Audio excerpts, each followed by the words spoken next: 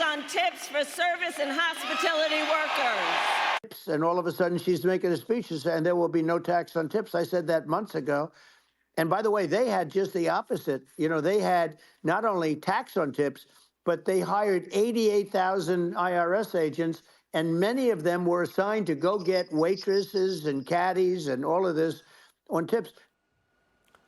Yes, that is true. I remember when they talked about the Inflation Reduction Act a year ago on that very topic. That was former President Trump with Elon Musk last night on X, slamming Vice President Kamala Harris for copying his no tax on tips plan. The White House now claims that President Biden supports the idea as well. Watch. So why then have the president and vice president not talked about this over the past 3.5 years? The president supports eliminating taxes on tips for service and hospitality workers. And at the same time, what this president and this vice president has been able to do is help raising minimum wage. This is part of the vice president's policy. This is something that we want to see happen. But just last month, the Biden-Harris administration was actively telling people how to pay their taxes on all of their tips, releasing this IRS guidance that includes a, quote, interactive tax assistant, which checks to see if people's tips are taxable. Joining me now is Tennessee Senator Bill Hagerty, a member of the Senate Banking, Foreign Relations, Appropriations, and Rules Committees. Senator, it's great to see you this morning. Thank you so much for being here. Likewise.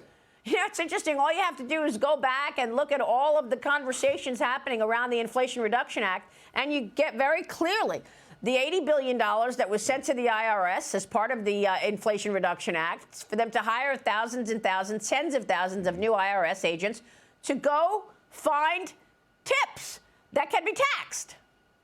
Your reaction? Yeah, it's just amazing. And again, to see Joe Biden come out and say this, adopting this policy. Look, plagiarism is not new to Joe Biden. You know that. But to see both Biden and Harris plagiarize President Trump's idea, because it's popular, because it's working, and that's why they're trying to copy it. But we know what they're going to do. We've had 3.5 years to see what they've done. Hiring more IRS agents, going after everybody in America. The tax proposal that they have for the year going forward is going to create another $4 to $5 trillion more in taxes. And who are they going to tax? Job creators, employers, taking us from 21% to 28% corporate tax rate. You know, when President Trump came in and fixed this problem from the Obama administration, we virtually halted the tax inversions that were taking place. That is, U.S. companies moving their domicile overseas. That stopped under President Trump because we lowered the corporate tax rate, made ourselves competitive here in the U.S. They're going to double capital gains rates.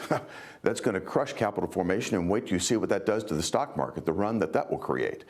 These policies that they put forward make no sense for our economy. It's all about taxing the rich, and they're just jumping on this as another talking point, Maria, with no intention to actually do anything about it for the real working men and women of America. Well, we really don't know what Kamala Harris is for and what she's against, because there's all of this back and forth. For a long time, she was very adamant, a lot of conviction that she wanted to ban fracking, a lot of conviction that she wanted Medicare for all. But now her aides are coming out and saying, no, maybe not. Maybe she won't do this. She's not necessarily doing that.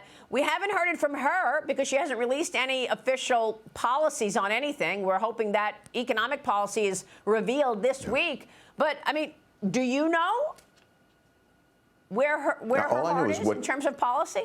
I think all we can look at is what she said in the past. Now that she's a candidate for a couple of weeks, everything seems to be flipping. But I tell you what I worry about is going forward, Maria, because if she has no policy, she has no position, and she has no internal gyroscope, how is she going to negotiate with leaders like Xi, like Putin, like the Ayatollahs in Iran? Who's going to respect her? Yeah, great point. As we got another group going to Shanghai this week to try to encourage a better relationship with China. I'll get to that in a moment. I want to get your take on all these bills that have still yet to pass. The GOP House Freedom Caucus says if Congress has to pass another continuing resolution next month, which I think you would agree is where this is going, the bill should only fund the government into early 2025. So literally a few months, because it needs to include the SAVE Act, which prevents non-citizens from voting in federal elections. The Harris campaign requiring all people to present an ID to attend her Arizona rally over the weekend, and yet she has called Republican voter ID laws racist. And in 2021, she claimed that rural voters can't prove their identity because they don't have access to copy machines. So this is a doozy. Watch this one. Is agreeing to voter ID one of those compromises that you'd support? I don't think that we should underestimate what that could mean. Because in some people's mind, that means, well, you're going to have to Xerox or photocopy your ID to send it in to prove you are who you are. Well, there are a whole lot of people, especially people who live in rural communities, who don't, there's no Kinko's, there's no Office Max near them. Senator, she actually said that, that you can't prove your identity because you don't have access to a Kinko's. It's just unbelievable. I mean, the lack of thought that goes into this. Again, these are nothing but talking points. Again, she contradicts herself when it actually does come to real security on anything. She understands that you need to have a voter ID. That's why she required it. I wonder if she used those parole certificates that illegals get as they cross the border. She was in Arizona, by the way. That's a border state. So I wonder if they allowed those parole certificates to be used for admission to her rally.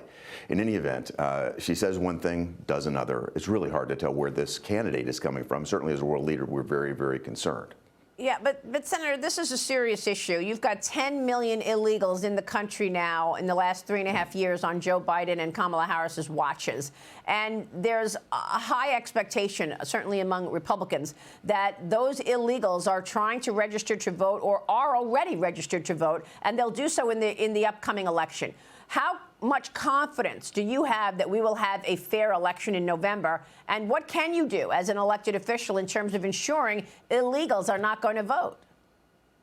I think the concern is very real. It's got to be handled at the state level. That's the way our voting laws work.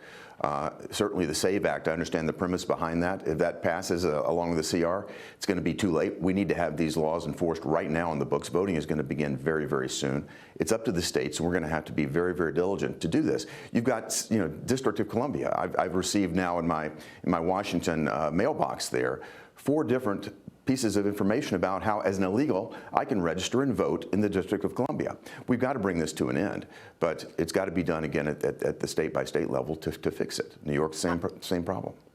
Your thoughts on the foreign policy, Senator, at hand? Israel putting its military on high alert as it braces for an expected retaliatory attack from Iran and its proxy forces as soon as this week. The White House says it's prepared for what could be a significant set of attacks. The Pentagon beefing up U.S. assets in the region, sending a guided missile submarine and speeding up the arrival of a second aircraft carrier. Meanwhile, Vice President Harris's campaign named Ilan Goldenberg as its new liaison to the Jewish community. Goldenberg is a strong advocate for a 2-state solution and supports Iran's nuclear deal. He also reportedly spearheaded the Biden administration's sanctions against Israel. So quite the liaison here that she has chosen.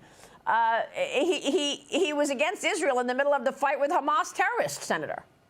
It's amazing because you've got an administration here with Biden and Harris that want to sanction Israel, that want to withhold arms deliveries to Israel to try to force them into an agreement that won't work. Yet they stopped enforcing all sanctions that we had in place on Iran. They've appeased Iran at every turn. Now Iran is back into full oil production. We shouldn't be allowing them to sell a single barrel of oil. And the result of that has been terror around the region. That's why Hezbollah, Hamas, and the Houthis are back in business. The failure to impose sanctions, the failure to enforce them, is exactly what the Biden administration has done, creating all this havoc. And yet they're putting pressure on Israel to do the exact same thing. It makes no sense whatsoever. They're talking out both sides of their mouth again. Unbelievable. Senator, we're going to be watching this, of course. We've got, 85 plus days till Election Day. Thanks very much for walking us through all of that. Good to see you, sir. Certainly, Maria.